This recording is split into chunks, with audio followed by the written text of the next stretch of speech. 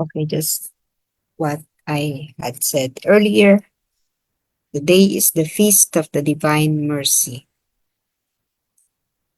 And the Feast of the Divine Mercy for this year, 2025, falls also on a Jubilee year.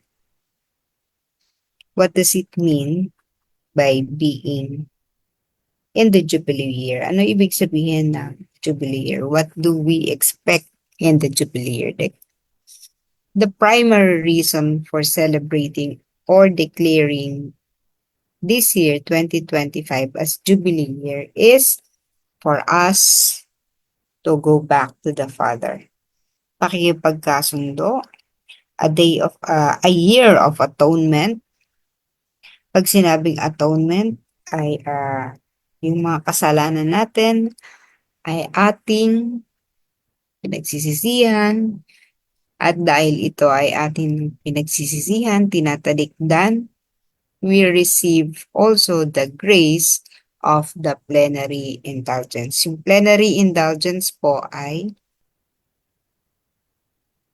during the plenary indulgence or this year, Jubilee 2025, we enter into heaven. Sa pamamagitan ng pagsisisi ng ating mga kasalanan, pumapasok tayo sa langit. Ano ba yung plenary indulgence? This is the remission before God on the temporal punishment due to sins whose guilt has already been forgiven. That is from the Catechism of the Catholic Church, 1471. So, pinatawad ang mga kasalanan na ating ikinumpisal. Kung ano man po yung ikumpisal natin during the Jubilee year, simula po noong December 24, 2024 hanggang January 6, 2026. Lahat po ng ikukumpisal nating kasalanan ay patatawarin. At hindi lang yun, lahat ng kaakibat nitong kaparusahan ay tatanggalin din, tinatanggal. So this means, for example, you have caused pain to someone, so that is a sin. Supposedly, you have to also undergo the same pain. Parang an eye for an eye and a tooth for a tooth. Parang gano'n, ano? So, lahat yon kung ano man ang kaakibat na kaparusahan for that sin, papatawarin at tatanggalin. So, dalawang bagay yon. Kasi normally, on an ordinary confession, when you confess your sin will be forgiven by the priest. By what authority? That authority was given to the priest by Jesus, no? Yung nung sinabi niya, anuman ang patawarin sa lupa ay papatawarin sa langit, no? So, kaya pag tayo ay nangumpisal sa pare, sasabihin ng pare, pinapatawad na tayo sa ating kasalanan. But that's not all.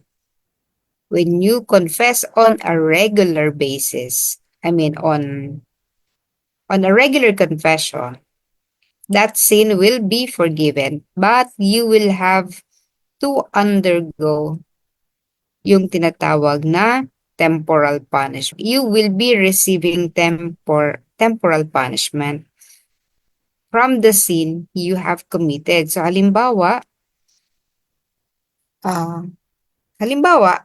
nakapatay ka ng tao. Medyo mabigat yun, ano?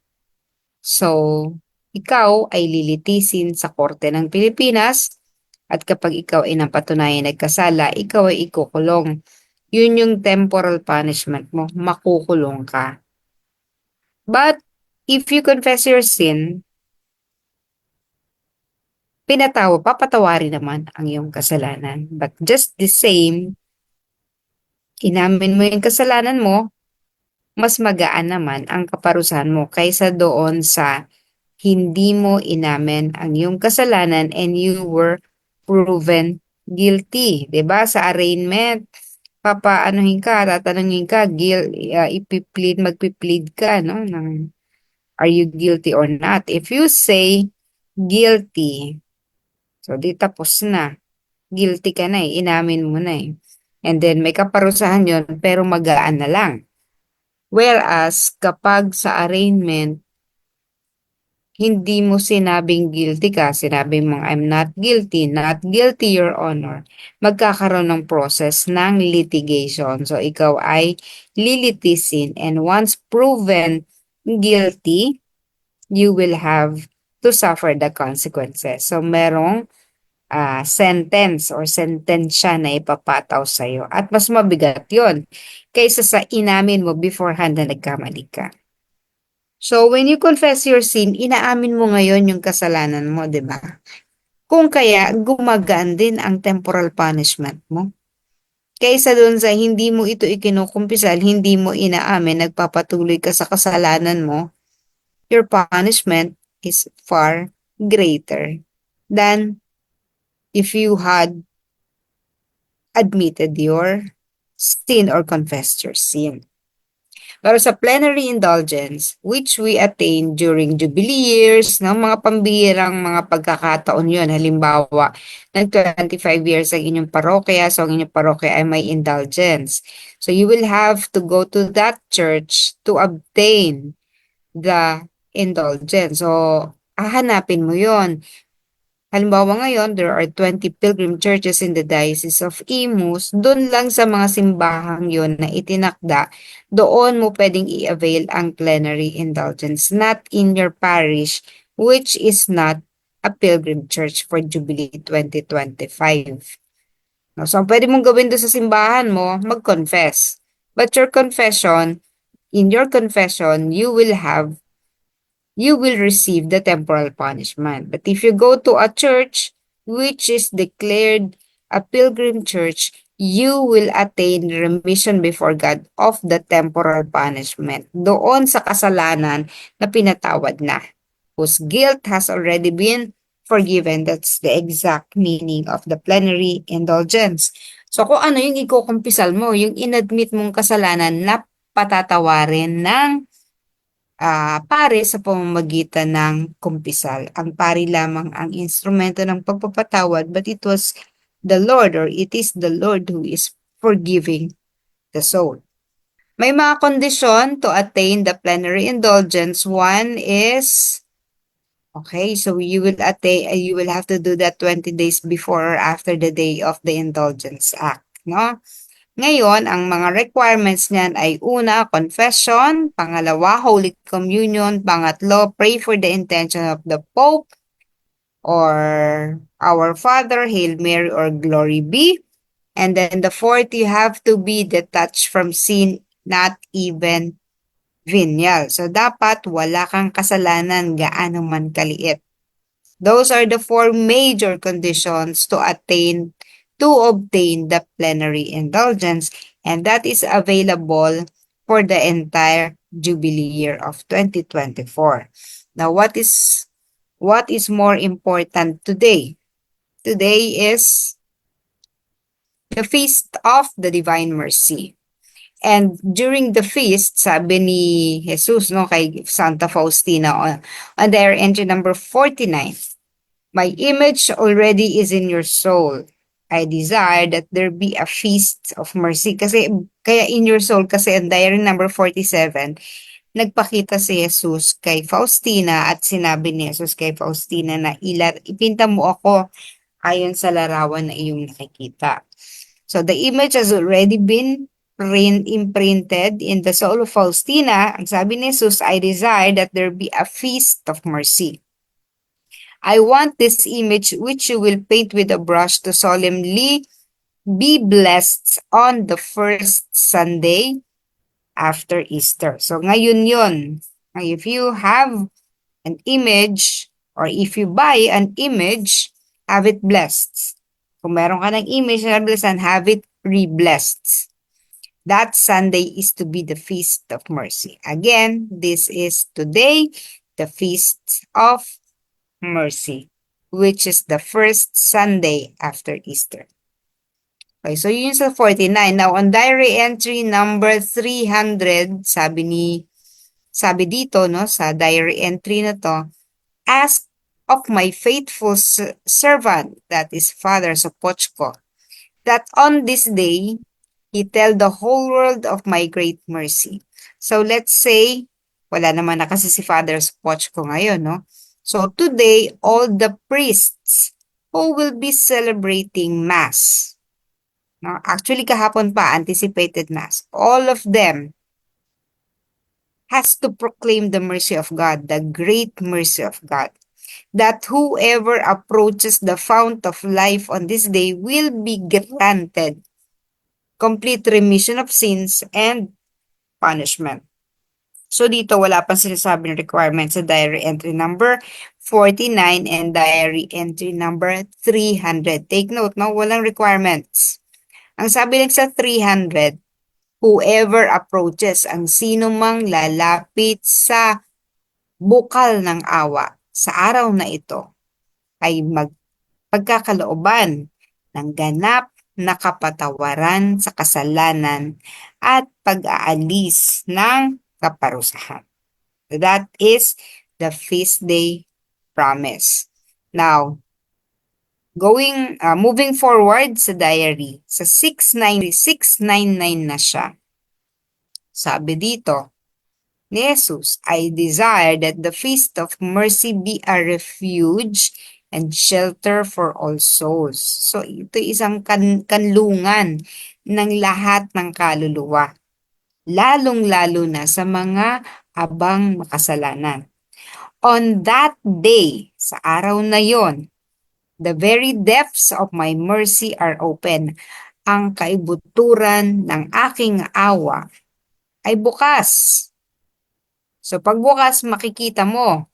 Pagbukas, dadaloy. So isipin mo yung faucet, no? Yung gripo.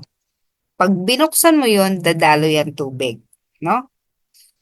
Siyempre, granted na may tubig. But because this is Jesus, yung kanyang awa sa pamamagitan ng buhay na dugo at tubig, present yun, unfathomable, immeasurable, no? At inexhaustible. Kaya bukas yung gripo, sagad ang pagkakabukas, ano? At aagos o dadaloy sa lahat ng kaluluwa ang kanyang awa. The soul, eto na. So dito sa 699, sinabi na niya yung requirements. Sa 300 at saka 49, wala pang requirements. Ang sabi lang sa 300, yung promise. But sa 699, ang sabi niya, the soul that will go to first confession and receive Holy Communion shall obtain complete forgiveness of sins and punishment. So meron kang dalawang i-fulfill na requirements to obtain the feast day promise of complete forgiveness of sins and punishment. Okay, at ang dalawang requirements, so kanina sabi natin sa plenary indulgence, basic lang na 4, plus meron pa yun actually, no? Mahirap yung 4 na requirements na yon, pero doon sa requirements ng plenary indulgence, nandun din yung confession and communion. Now, out of the many requirements of the plenary indulgence, Jesus reduced the requirements to only 2. Dalawa na lang ang requirements niya, and that is confession and communion to obtain complete forgiveness of sins and remission of punishment. Paano mangyayari yon, no? Kasi on this day, today, the divine floodgates are open. So you imagine a dam, water dam, ano? Yung pag binuksan mo yung dam, 'di ba? Bumubulusok yung tubig. Kasi may pressure yun eh. Kaya yung pressure ng tubig na yun naaagos mula sa puso ng ating banal na awa or the divine mercy is so huge and so powerful. Baka makapangyarihan kasi nga may pressure eh. That it can wipe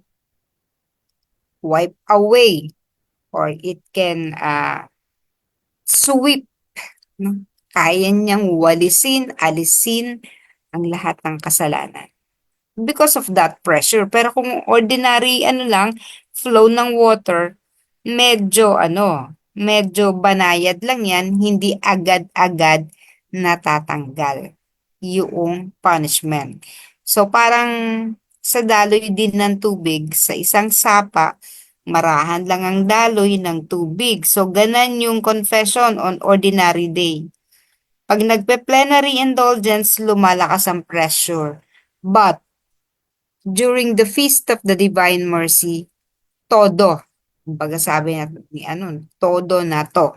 Todong-todo yun. The pressure is so powerful, it really can wipe or sweep or really extinguish, tanggalin lahat. Kumbaga, yung pressure ng tubig para patayin ng apoy. Parang gano'n, ano? Or yung pressure ng tubig para tanggalin lahat ng mga bara sa kanal. Ganun ang effect when you confess your sin, confess your sin and receive the Holy Communion today. Only for today, not for the entire year. So, sa plenary indulgence, kung ano yung kinumpisal mo, yun yung patatawarin. Pati yung remission ng temporal punishment. But today, and once a year, lahat ng kasalanan mo, even the sins you have already forgotten. So, since day one, nang nagkasala ka, kasi di ba bininyagan ka, malinis yung kaluluwa mo, pero nagkasala ka thereafter. So the sins from that point forward hanggang today will be forgiven and including the temporal punishment. Well, this is according to what the diary is saying. Okay? So yung sinasabi in particular sa 699. Mankind will not have peace until it turns to the fount of my mercy. So, sinabi din yan. So, kailangan natin talaga na bumaling sa awa ng Diyos to attain peace. So, we enter into heaven on the Divine Mercy Feast Day.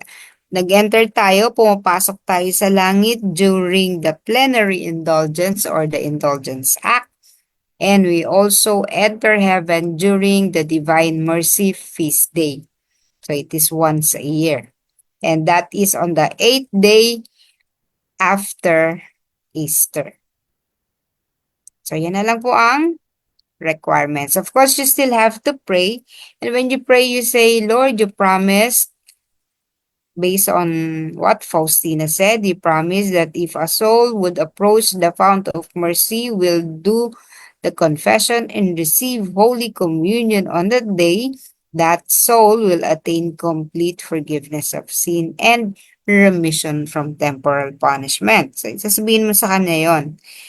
And when you do that, your soul is as white as snow. Parang nung bininyagan ka.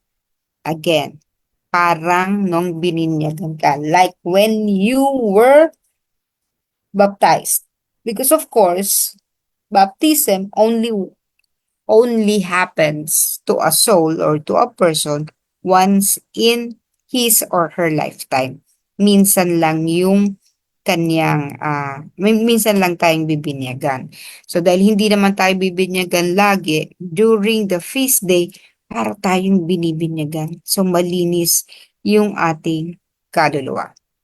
Now, we have covered the plenary indulgence given during the Jubilee this year, no? Pag mga Jubilee. By the way, also, nung unang itinanghalang imahe at unang no? Publicly displayed, and then the homily was given during the Divine Mercy Sunday, that also happened on a Jubilee year. So, yung Jubilee ng Redemption. So, ngayon is also a Jubilee year. So, again, Jubilee year, pangalawa, Feast Day of Mercy, pangatlo. Today is also special because this day, the entire country will be consecrated to the Divine Mercy. So, all of you, alam na ito, no? Lalo dun sa nag-attend ng 33 Days to Merciful Love, we were a part of those people who prayed that today the Philippines be consecrated to the divine mercy. So anong ibig sabihin ng consecration? Because this was approved by the Permanent Council of the Catholic Bishops of the Philippines.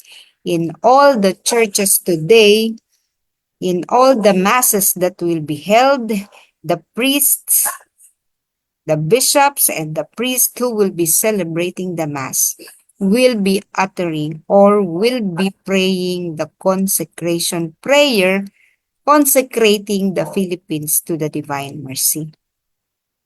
Ano ba ibig sabihin ng kinoconsecrate, no? So you are offering yourself. We as a country will be is offering lahat, everyone. Kaya nga, we trust in you. Hindi na ito yung I trust in you. So this is a collective trust that we will be giving or we will be saying, Jesus, we trust in you. When we say we, ito yung buong mamamayang Pilipino na kasi babasahin yan and we will also affirm the prayer consecrating the Philippines to the divine mercy. So ang ibig sabihin yan, ang Pilipinas, no? Today, the blood and water coming from the heart of Jesus will be poured out to the entire world, no? Nakita yan ni Faustina sa Diary 420, makikita nyo din yan, no? Kung papaanong nakita ni Faustina during the Jubilee Redemption noong 1935, nakita niya kung paano yung liwanag na yan ng Divine Mercy sumakop sa buong mundo, nag-extend to the whole world. Now, today, babaha uli yan para sa buong mundo. Pero, what is distinct or what is so special and extraordinary for today is that grace of mercy coming from the heart of Jesus, yung red and white rays coming from the heart of Jesus, will be especially poured out for the country, for the Philippines. Kasi meron tayong intention because we will be consecrating the country at kasama doon yung mga bawat mamamayang Pilipino na a-attend ng misa will be consecrating themselves. So dahil merong will, no, yung conscious or awareness to offer oneself and the whole country to the divine mercy, the grace that will flow to us is very special. Mas malakas, mas matindi, mas makapangyarihan. Because we will be doing this as a nation. Kaysa doon sa ibang bansa, kahit na sa National Shrine sa Massachusetts, they will be celebrating it, di ba? Pero yung mga nandun lang, di ba? Hindi nila inaalay yung bansa nila. Inaalay lang nila yung sarili nila and all the people who would be attending the Mass in other countries. So sa Pilipinas, we will be bathing. Maliligo tayo, lulubog tayo, and we will be swimming in the vast ocean of the divine mercy. Yung kanyang tubig that is so pure at ang kanyang dugo that is also pure, this will be cleansing the entire country. So we are rigged with different corruption, poverty, at napakaraming problema ng bansa. So imagine that water cleansing the whole country from all this. And by cleansing the Philippines from that, isipin nyo, kung pinapatawad, kasi buong bansa na to no? May intent, no? So parang nag-confess ka, you confess all your sin. All the punishment will also be removed. So ang linis-linis natin bilang isang bansa. So parang yung promise to the individual who would be receiving, who would be going to confession, receiving the Holy Communion for today, the same effect to the whole country. Buong bansa, sabay-sabay kasi nililinis nito yung buong bansa and at the same time, pinapatawad tayo sa ating kasalanan as a country kasi meron tayong collective sin bilang bansa. Meron tayong kasalanan individually. Pero as a country, meron tayong collective sin, no? Tayo lang. Kaya, halimbawa, bakit ang isang bansa ay ginigera, ganun. Meron siyang ginawa as a country, parang yung Poland, no, sinasabi ni Faustina, no? Yung kanyang bansa, ang daming kasalanan. Yun yung collective sin ng bansa na yun.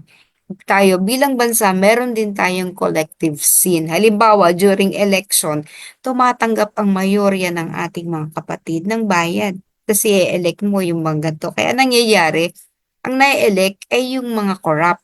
Ang nangyayari, yung bansa natin ay lalong nagkakagulo at lalong pumapangit. No? Kasi nga, election pa lang, nababayaran ang boto natin. So that is a collective sin ng mamamayang Pilipino. So imagine all of that will be erased kung ano man ang meron.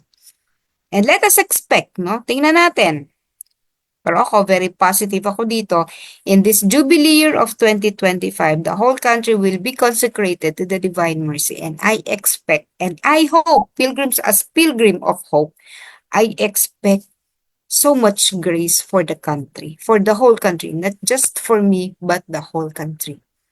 And from this, mula sa Pilipinas, mula sa aking puso, patungo sa buong bansa bilang Pilipinas, magiging bahagi tayo ng pagkakalat ng banal na awa sa buong mundo. And thereafter, no, yung hindi lang sa buong mundo, kasi marami pang mundo, parallel universes. So nagsisimula na sa atin dahil tinatanggap natin bilang isang bansa ang divine mercy. So again today, do not miss going to the church. It is our obligation to go to church today. Do not miss going to the church and consecrate yourself by participating in the consecration process, in consecrating the whole country to the divine mercy. So tingnan nyo na lang po yung consecration prayer. Hindi ko na yun i-discuss, mapapahaba pa tayo, but pag tinignan mo yung consecration prayer, it is also very powerful. Again, happy feast day to all of us and thank you for bearing with us. So for the last 9 days tayo ay nagnovena. Wala tayong ginawa kundi magnovena ng 30 minutes and then we stop from there. And ito na yung climax natin. Ito na yung peak ng ating preparation. And as one of the elements of the Divine Mercy Devotion, let us enjoy the grace which is available today. Para kang nag-sale, today only, no? Let us grab this opportunity to take advantage of the grace that will be flowing to us, to you as a soul, and to us as a country. Magandang umaga po sa inyong lahat.